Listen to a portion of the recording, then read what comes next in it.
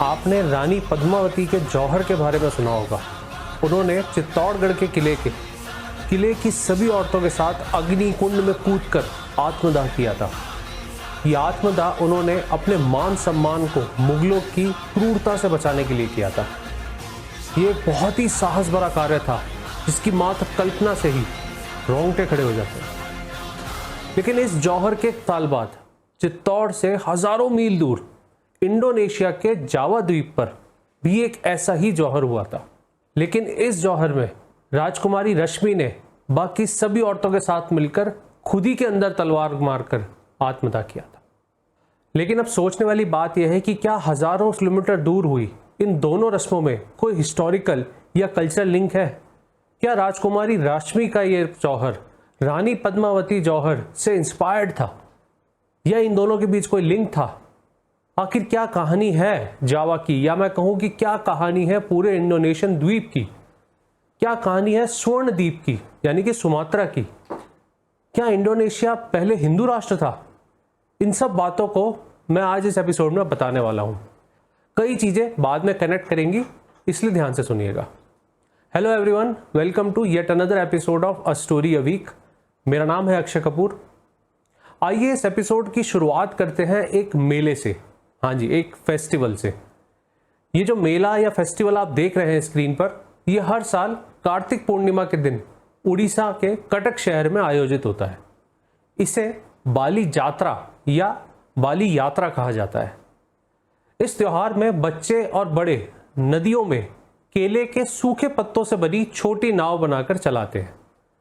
बाली यात्रा नाम से ही आप समझ गए होंगे कि यह त्योहार हजारों साल पहले उड़ीसा से बाली की ओर जाती यात्रा के याद में मनाया जाता है। ये बात तब की है जब उड़ीसा को कलिंगा बुलाया जाता था और जावा को यवा द्वीप, जो कि जावा द्वीप बन गया, जिससे जावा बना।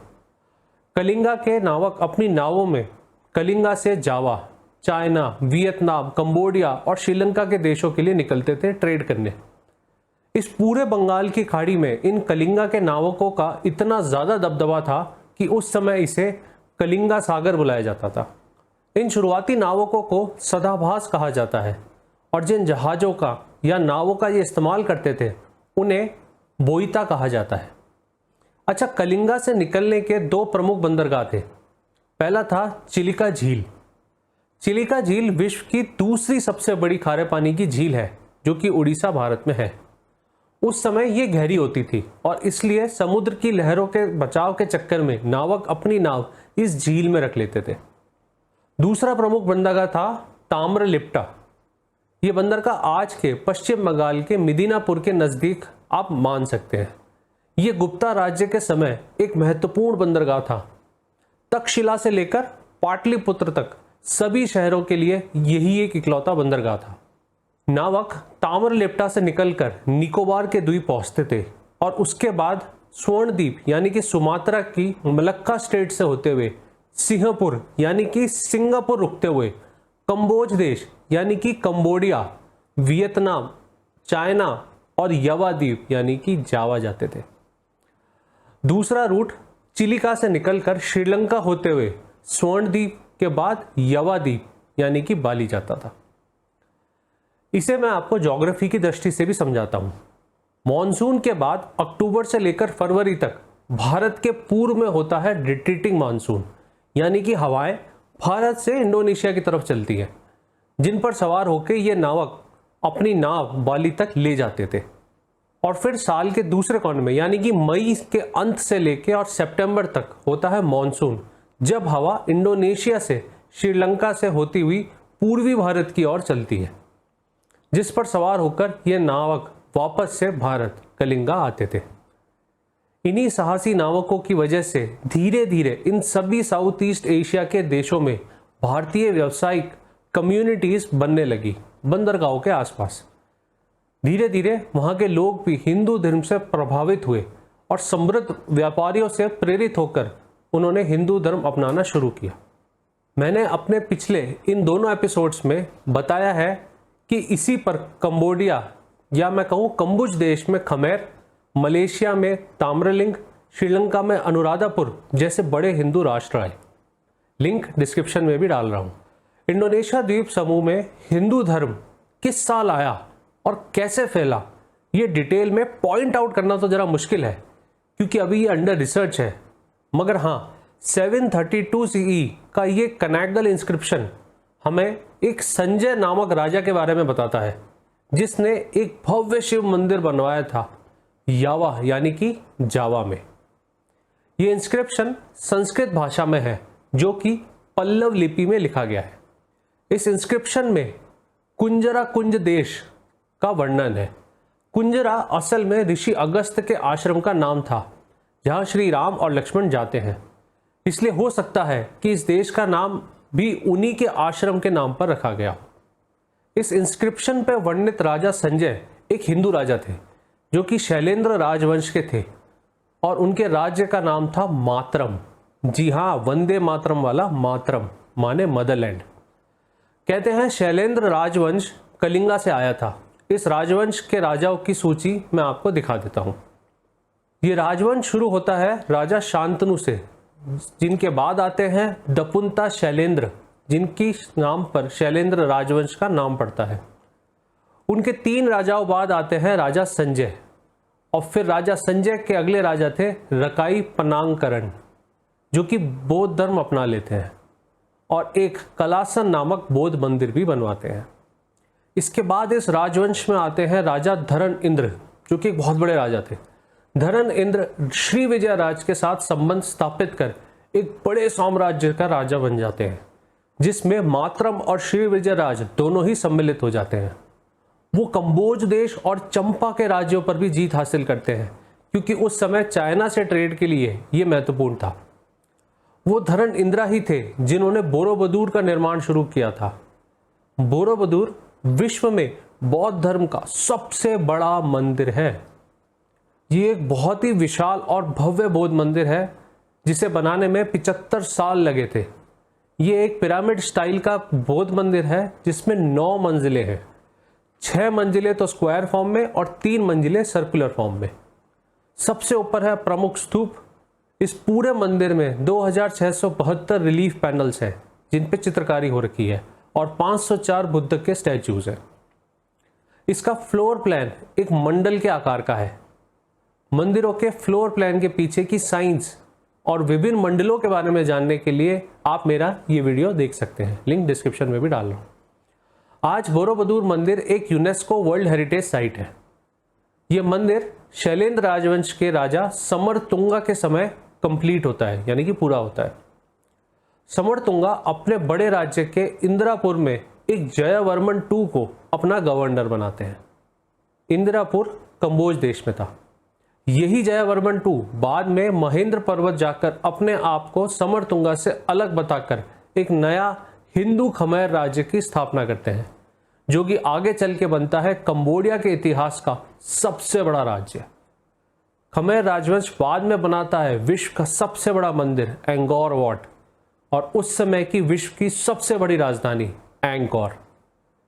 इन सब के बारे में मैंने अपने इस एपिसोड में बताया है, आप देख सकते हैं, लिंक डिस्क्रिप्शन में है। समरतुंगा के 2 बच्चे थे, एक पुत्र जिसका नाम था बालापुत्र और एक पुत्री जिसका नाम था प्रमोदवर्दिनी। प्रमोदवर्दिनी बड़ी थी और वो विवाह करती हैं एक इंसान से जिसका नाम था रकाई पिकतान। अब रकाई पिकतान भी संजय के ही वंशज थे, यानी कि वो भी शैलेंद्र राजवंश के ही थे, मगर वो एक शैवाइट हिंदू थे। रकाई पिकतान बालापुत्रा को जावा से निकालकर सुमात्रा भेज देते हैं जहां बालापुत्रा श्री विजय राज्य संभालते हैं और रकाई मातरम राज्य। मतलब कि जो 2 राज्य धरण इंदिरा के समय मिल गए थे वो अब फिर से अलग होते हैं और दोनों में ही शैलेंद्र राजवंश के राजा बनते हैं। लेकिन यहाँ मजेदार बात यह है कि रकाई पिकतन फिर से मातरम राज्य में हिंदू धर्म लाते हैं और अपने आप को संजय का सही वंशज बताकर एक भव्य हिंदू मंदिर बनवाते हैं जिसका नाम था प्रबनान मंदिर। इस मंदिर को वो मातरम राज्य में जावा में बनवाते हैं, बोरोबदूर मंदिर से मात्र 50 किलोमीटर दूर। प्रबनान मंदिर भी बोरोबदूर जितना ही भव्य है।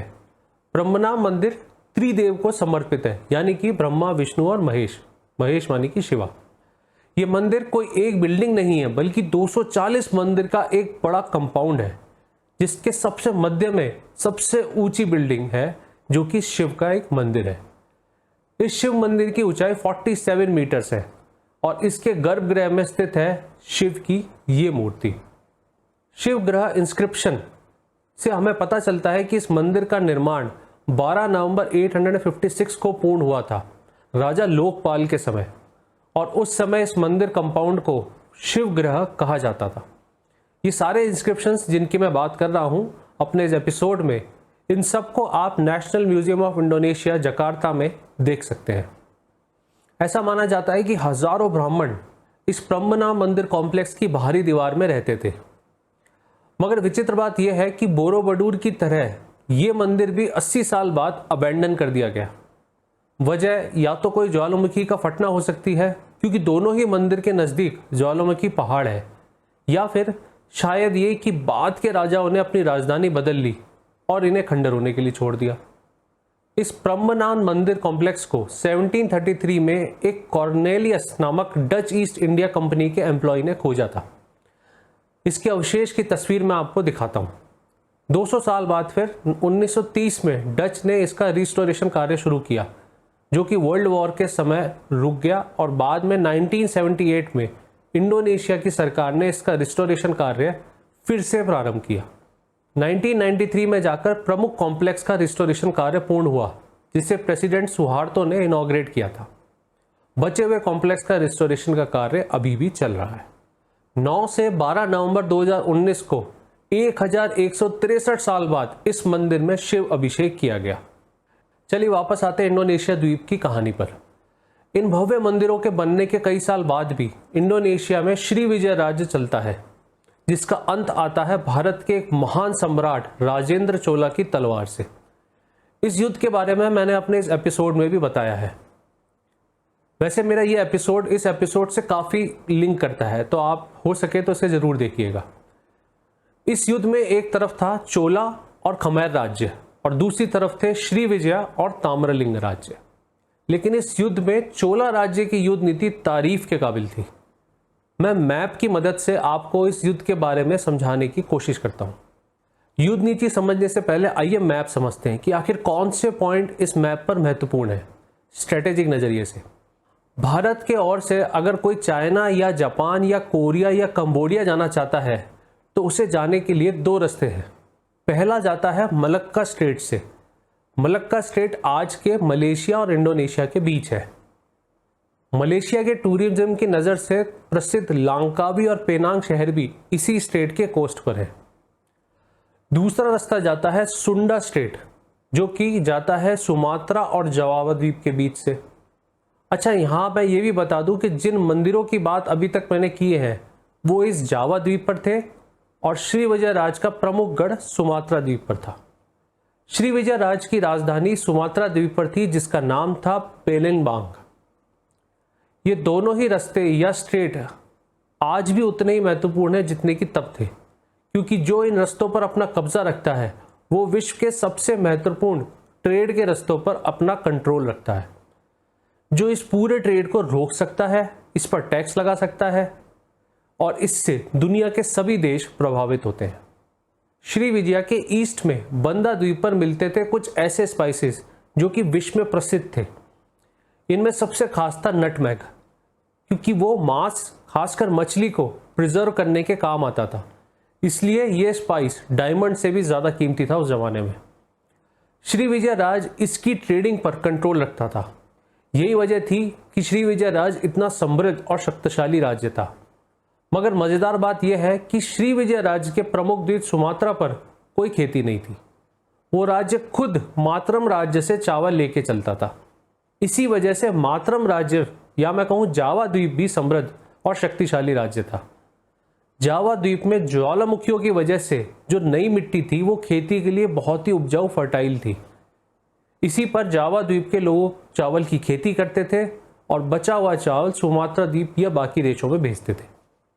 इसी चावल के आदान प्रदान से मातरम राज्य इतना समृद्ध हो गया कि वो इतने बड़े मंदिर बना पाया। अच्छा, वापस आते चोला के आक्रमण की कहानी पर। भारतीय ट्रेड जहाज ज़्यादातर मलक्का स्ट्रेट वाला रास्ता चुनते थे, क्योंकि ये दूरी में कम भी पड़ता था और इस स्ट्रेट के अंत में सिंहपुरा यानी कि सिंगापुर शहर का एक बंदरगाह भी था। श्री विजय राज को यह पता था कि राजेंद्र चोला ने एक समुद्री सेना भेजी है, इसलिए वो आके और केदा में अपनी सेना का प्रमुख बेड़ा लगाते हैं ताकि मलक्का स्टेट में घुसने से पहले ही वो चोला सेना को तबाह कर दे। मगर राजेंद्र चोला ने अपना रास्ता बदल लिया। उन्होंने अपनी सेना को सुंडा स्ट्रेट के रास्ते नीचे से श्री विजय की राजधानी पेलंगबान पर जाने के लिए कहा। यह रास्ता लंबा और खतरनाक था, इसलिए श्री विजय के राजाओं ने कभी सोचा ही नहीं था कि चोला सेना यहां से आ जाएगी। चोला सेना सुमात्रा के पश्चिम की तरफ से एक बंदरगाह बारूस पर रुकती हुई सुंडा स्ट्रेट के रास्ते सीधे पेलंगबांग पहुंच गई। उस समय बारूस तमिल व्यापारियों के पास था, जिस पर श्री विजय राज्य का ध्यान तक नहीं गया। कहते हैं कि राजेंद्र चोला के सरप्राइज अटैक ने श्री विजय राजधानी के रक्षकों को घुटने पर ला दिया और चोला सेना ने जल्द ही राजधानी पर कब्जा कर लिया और श्री विजय राजा संग्रमा विजय उतुंगा वर्मन को राजेंद्र चोला ने बंदी बना लिया। चोला सेना फिर जल्दी ही एक एक करके सभी श्री विजय शहरों को हराती जाती है। पूरे द्वीप पर विजय पाने के बाद चोला राज्य लूट समेत वापस भारत आ जाते हैं और श्री विजय राज को अपने अधीन एक वैसल राज्य बना लेते हैं। इसी के साथ अंत होता है श्री विजय राज का और शैलेंद्र राजवंश का। इसके बाद आता है इंडोनेशिया के इतिहास का सबसे प्रमुख राज्य, जिसका वक्त कहते हैं कि इंडोनेशिया के इतिहास का स्वर्णिम काल था, यानी कि गोल्डन एज। इस राज्य का नाम था द किंगडम ऑफ माजापाहित और ये एक हिंदू राज्य था, जिसका सबसे प्रसिद्ध नायक था गजामेड़ा। गजामेड़ा की कहानी मैं अपने आने वाले एपिसोड में सुनाने वाला हूं, इसलिए दिल थाम के इंतजार कीजिएगा। अपने अगले एपिसोड में मैं राजकुमारी राशमी की भी कहानी आपको सुनाने वाला हूं, इसलिए इंतजार करिएगा। एक बार फिर से आप सबको मुझे ध्यान से और धैर्य से सुनने के लिए बहुत बहुत धन्यवाद। अगले एपिसोड तक के लिए अलविदा, बाय बाय। और हाँ, please like, share and subscribe करना ना भूलिएगा। Thank you.